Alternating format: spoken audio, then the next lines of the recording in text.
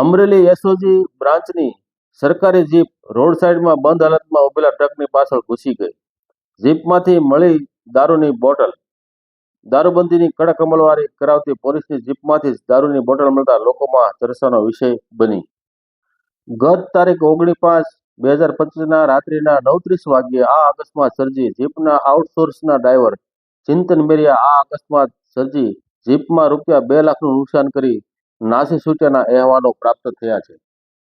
Amreli SOG જેવી પોલીસની મહત્વની બ્રાન્ચની જીપમાંથી દારૂની બોટલ મળી આવતા લોકોમાં ભારે ચર્ચાનો વિષય બની હતી. દારૂની બોટલ મળી આવતા શું પોલીસ જ દારૂ પીવે છે? અમરેલી જિલ્લામાં પોલીસ જ દારૂનું વેચાણ કરાવે છે? તેવા પ્રશ્નો લોકચર્ચાનો વિષય બન્યા હતા. સાથે સાથે આ જીપ જાફરાબાદ તરફથી આવતી હોવાના અહેવાલો મળ્યા છે, ત્યારે તેમાં આ ડ્રાઈવર જીપમાં એકલા જ હતા કે બીજા કોઈ પોલીસ કર્મચારીઓ પણ બેઠેલ હતા કે કેમ, તે એક તપાસનો વિષય ઉપસ્થિત થયો છે.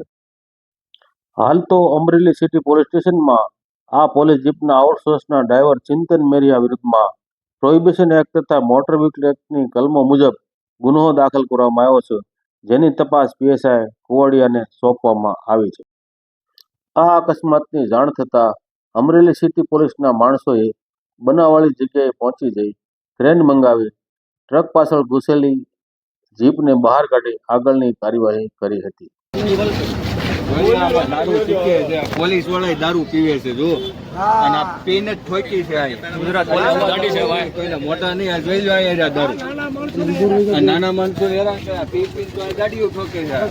પીવાની છૂટી આપી દો.